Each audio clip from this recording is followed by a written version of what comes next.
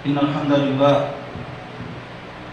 نحمده ونستعينه ونستغفره ونعوذ بالله من شرور أنفسنا ومن سيئات أعمالنا من يهده الله فلا مضل له ومن يضلل فلا هادي له أشهد أن لا إله إلا الله وحده لا شريك له وأشهد أن محمدا عبده ورسوله يا أيها الذين آمنوا اتقوا الله حق تقاته ولا تموتن إلا وأنتم مسلمون يا أيها الناس اتقوا ربكم الذي خلقكم من نفس واحدة وخلق منها زوجها وبث منهما رجالا كثيرا ونساء واتقوا الله الذي تساءلون به والأرحام إن الله كان عليكم رقيبا يا أيها الذين آمنوا اتقوا الله وقولوا قولا سديدا يصلح لكم أعمالكم ويغفر لكم ذنوبكم ومن يطع الله ورسوله فقد فاز فوزا عظيما أما بعد فإن أحسن الكلام كلام الله وخير الهدي هدي محمد صلى الله عليه وسلم وشر الأمور محدثاتها وكل محدثة بدعة وكل بدعة ضلالة وكل ضلالة في النار أيها الناس رحمني ورحمكم الله. Kita memuji kepada Allah Tabaraka wa Ta'ala atas segala limpahan nikmat dan taufik yang Allah Subhanahu wa Ta'ala berikan kepada kita di hari yang mubarak ini, di tempat yang mubarak ini. Insyaallah Ta'ala kita datang dalam keadaan dipenuhi nikmat-nikmat Allah Subhanahu wa Ta'ala. Maka sudah selayaknya bagi seorang hamba agar dia bersyukur kepada Allah dengan menggunakan nikmat-nikmat tersebut dalam rangka untuk melaksanakan ketaatan kepada Allah, dalam rangka untuk menjadikan dia seorang hamba yang semakin dekat dengan Allah Subhanahu wa Ta'ala, semakin dicintai oleh Allah Subhanahu wa Ta'ala. Kemudian ayyuhan nas rahimani wa rahimakumullah, kita mengetahui bahwasanya kehidupan di dunia ini adalah kehidupan yang sesaat, sehingga seorang hamba harus betul-betul memperhatikan bagaimana keberadaan dia ketika dia hidup di dunia. Apa perkara yang perlu dia upayakan, apa perkara yang perlu dia prioritaskan, dia dahulukan di dalam menjalani kehidupan dunianya. Para sahabat radhiyallahu ta'ala anhum, di dalam beberapa hadis Nabi Shallallahu Alaihi Wasallam menyebutkan kepada kita bagaimana keadaan para sahabat, sikap mereka ketika mereka mendapatkan tawaran dari tawaran-tawaran dunia, perkara yang berkaitan dengan sesuatu yang menjadi perkara syahwat atau sesuatu yang menjadi perkara yang diinginkan oleh jiwa manusia ketika berada di dunia. Namun para sahabat radhiyallahu ta'ala anhum memilih untuk meninggalkan perkara dunianya dan mendahulukan perkara yang berkaitan dengan akhiratnya. Mereka lebih memilih untuk bersusah-susah di dalam kehidupan dunia mereka, namun mereka telah menyelesaikan perkara yang telah menjadi bagian mereka dari akhirat. Di dalam sebuah hadis, datang dalam hadisnya Abu Firas Rabi'ah ibnu Ka'b al-Aslami, khadimin Nabi sallallahu alaihi wasallam wa min ahli Suffah. Dari Abu Firas Rabi'ah ibnu Ka'b al-Aslami, dia adalah pembantu, salah satu dari pembantunya Nabi sallallahu alaihi wasallam, dan dia termasuk dari kalangan ahli Suffah.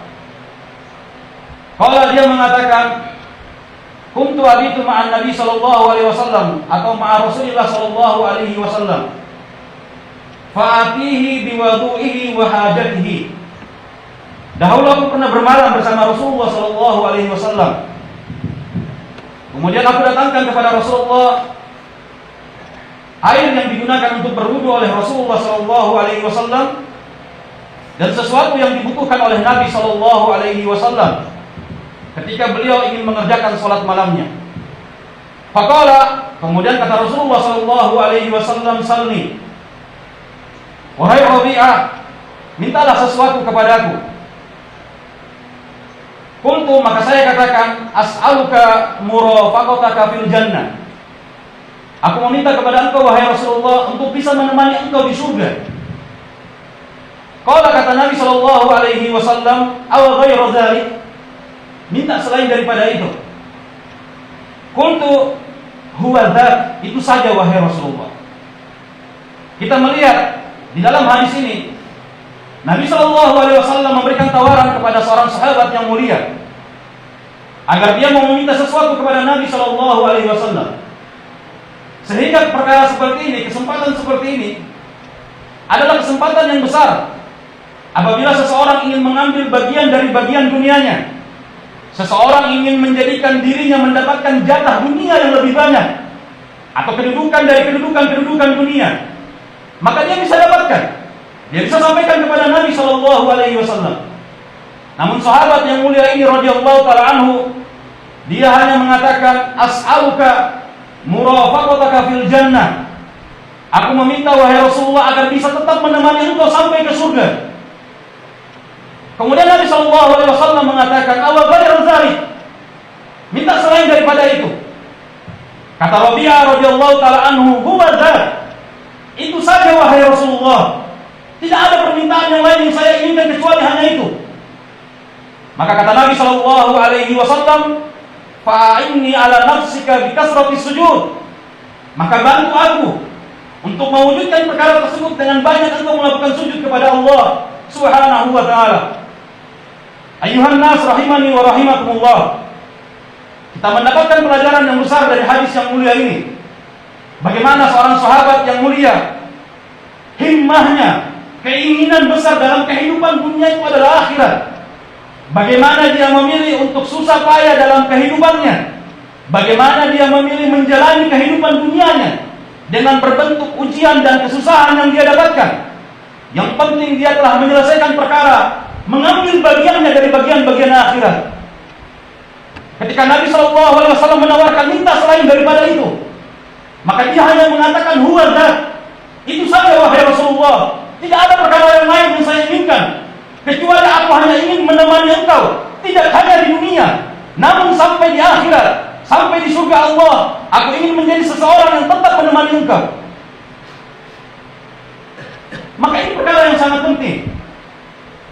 Kita dapatkan beberapa keadaan dari keadaan manusia yang di dalam menjalani kehidupan mereka, mereka menjadikan perkara yang sangat mereka utamakan, sangat mereka dahulukan adalah perkara yang berkaitan dengan dunianya. Bagaimana mendapatkan harta yang begitu banyak, bagaimana mendapatkan jabatan dari jabatan-jabatan dunia, yang justru dalam keadaan tersebut mereka akan terjauhkan dari akhirat, mereka akan terjauhkan dari beribadah kepada Allah Subhanahu wa taala. Sehingga Allah Subhanahu wa taala telah menyebutkan kepada kita, "Bal tu'thiruna al-hayatad dunya wal akhiratu khairu wa abqa." Mereka lebih mendahulukan menginginkan kehidupan dari kehidupan dunia, sedangkan akhirat itu jauh lebih baik dan lebih kekal bagi engkau. Dan Allah SWT telah menyebutkan dalam ayat yang lain, "Ya'lamuna zahiran minal hayatid dunya wa hum 'anil akhirati hum ghafilun." Mereka terhadap urusan dunia mereka ketahui, itu pun yang zahir saja. Dan mereka terhadap akhirat mereka lalai darinya. Ada manusia yang hanya menginginkan bagaimana anak-anak mereka sekolah dengan sekolah yang tinggi, memiliki derajat-derajat yang tinggi, bisa mendapatkan bagian dunia dengan bagian yang tinggi. Namun mereka tidak memperhatikan keadaan anak-anak mereka di usia yang sudah remaja, di usia yang sudah berkeluarga. Ada yang tidak bisa membaca Al-Quran dengan baik, ada yang tidak menjaga sholatnya dengan baik. Namun untuk urusan dunia mereka dapatkan perkara itu. Itu pun kata Allah Subhanahu wa taala, "Ya'lamuna zahiran minal hayatid dunya." Hanya zahirnya saja yang mereka ketahui dari perkara yang berkaitan dengan dunia. Kemudian ayuhan nas rahimani wa rahimakumullah, dalam hadis yang lain sebagaimana yang dikisahkan oleh Atha ibn Abi Rabah, dia mengatakan qala li Ibnu Abbas radhiyallahu taala anhuma, Abdullah ibn Abbas pernah berkata kepadaku, ala urika imra'atan min ahlil jannah, wahai Atha, maukah aku perlihatkan kepada engkau seorang wanita yang dia termasuk dari penghuni surga? Qultu bala. Maka aku katakan, iya, tentu saja. Mana wanitanya? Siapakah wanita tersebut? Orangnya masih hidup, masih berjalan, namun sudah mendapatkan jaminan surga dari Nabi sallallahu alaihi wasallam. Kata Atha ibn Abi Rabah, hadhil mar'atu sauda. Ini wanita yang berkulit hitam.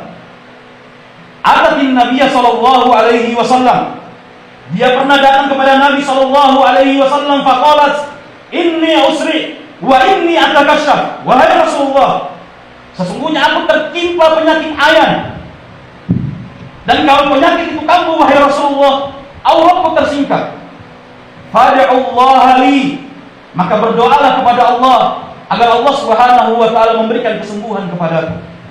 Seorang wanita, walaupun dia dengan kulit hitam, walaupun dengan keadaan yang seperti itu, maka fitrahnya tetap menginginkan berada dalam keadaan yang sempurna, berada dalam keadaan yang tidak ditimpa dengan penyakit yang seperti ini.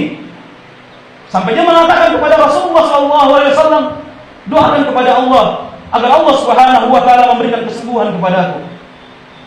Maka kata Nabi SAW, in syi'ti sabarti walakil jannah, wa in syi'ti da'autullaha an yu'afiyaki. Kalau engkau mau, engkau memilih bersabar dengan penyakitmu ini, walakil jannah, dan bagimu surga.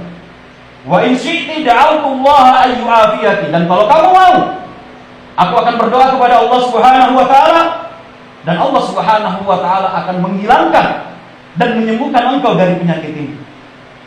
Dalam keadaan seperti ini ayuhan nas, keimanan seseorang akan ditaruh. Keimanan seseorang akan harus dikorbankan. Apakah dia memilih perkara yang berkaitan dengan dunianya, yaitu mendapatkan kesembuhan, menjadi wanita sebagaimana wanita yang lain, dalam keadaan normal, tidak ditimpa penyakit seperti ini. Yang kita tahu penyakit ini ayuhan nas, kalau dia kambuh tidak melihat tempatnya, kalau dia ingin jatuh, ingin kembali sakit tersebut, maka akan tidak melihat waktunya. Kapanpun dan waktunya, tempatnya dimanapun akan terjadi, maka akan terjadi keadaan seperti itu. Namun wanita ini mengatakan, qalat ana asbiru. Maka kalau begitu wahai Rasulullah sallallahu alaihi wasallam, aku bersabar. Aku memilih sabar wahai Rasulullah. Dia memilih untuk hidup dalam keadaan menanggung penyakit ini, namun dia telah mendapatkan perkara yang berkaitan dengan akhiratnya, yaitu surga Allah Subhanahu wa taala. Kemudian wanita ini mengatakan, qalat udullaha. Dia mengatakan kepada Nabi sallallahu alaihi wasallam, wa inni atakashaf, wahai Rasulullah, akan tetapi kalau penyakit ini kambuh wahai Rasulullah, auratku tersingkap. Fad'ullaha alla atakashaf. Maka berdoalah kepada Allah wahai Rasulullah sallallahu alaihi wasallam, kalaupun penyakit ini kambuh, maka jangan sampai auratku tersingkap wahai Rasulullah. Fada'alaha. Maka Nabi sallallahu alaihi wasallam pun mendoakan kepada wanita tersebut, kalaupun auratnya, kalaupun penyakitnya kambuh, maka auratnya tidak tersingkap. Dari hadis ini ayuhan nas rahimani wa rahimakumullah, kita melihat beberapa pelajaran yang sangat penting. Bagaimana seorang wanita yang berkulit hitam, dia memilih untuk mengambil bagian akhiratnya, dia memilih untuk menanggung penyakitnya dalam kehidupan dunianya, namun dia telah menyelesaikan perkara yang menjadi jatah dia, bagian dia dari bagian akhirat.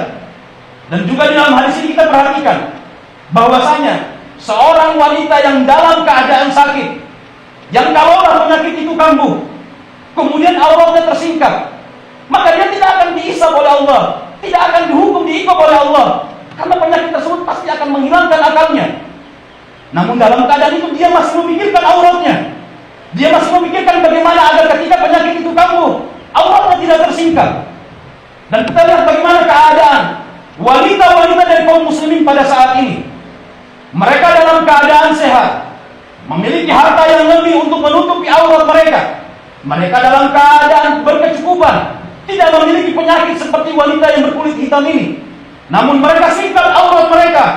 Mereka pamerkan aurat mereka di sosial medianya ataupun di pandangan, di halayak umum. Bagaimana keadaan kita?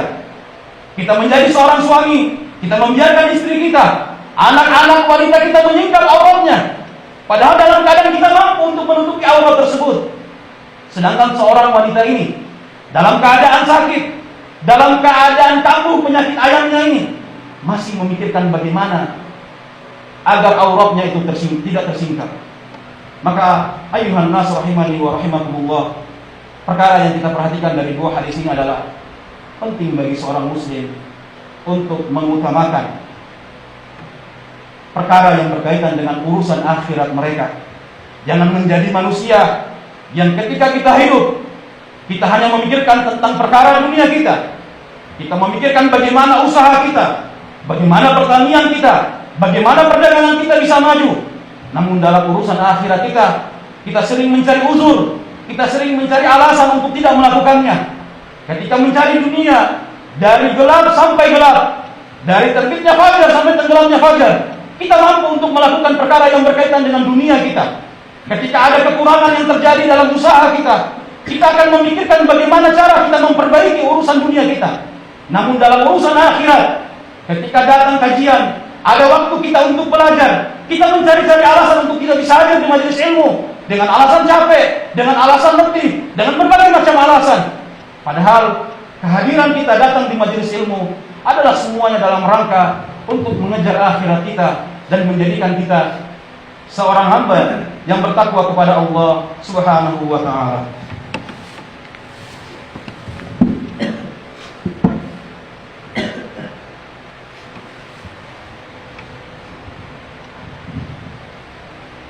Innal hamdalillah hamdan katsiran thayyiban mubarakan fihi kama yuhibbu rabbuna wa yarda. Asyhadu an la ilaha illallah wahdahu la syarika lah wa asyhadu anna Muhammadan abduhu wa rasuluhu, amma ba'd. Ayuhan nas rahimani wa rahimakumullah. Di dalam hadis yang lain yang menggambarkan kepada kita bagaimana keinginan dari para sahabat, contoh yang telah mereka tampakkan, mereka hadirkan bagi kita, bagaimana mereka mempraktekkan bahwasanya mereka himmahnya adalah mendapatkan akhirat, himmah mereka adalah mendapatkan surga Allah Subhanahu wa ta'ala. Dalam sebuah hadis dikatakan, atatil ansaru an-nabiyya sallallahu alaihi wasallam bi jama'atihi. Ada sekelompok dari sahabat dari kalangan Ansar yang mereka datang kepada Nabi sallallahu alaihi wasallam. Faqalu ila mata nanzi'u min hadhil abad. Mereka berkata kepada sebagian yang lain, sampai kapan kita akan menimba dari sumur-sumur ini untuk mengairi tanaman-tanaman kita?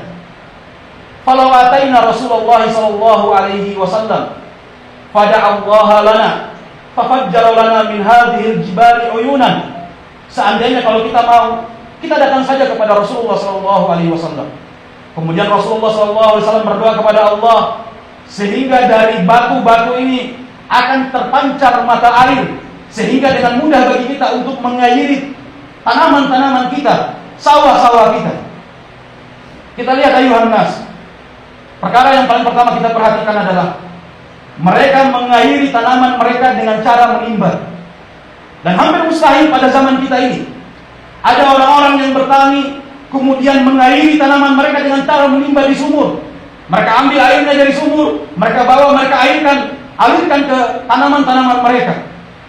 Tapi para sahabat dari kalangan Ansar ini menjalani keadaan seperti itu, sehingga ini menunjukkan tentang kesulitan yang mereka dapatkan.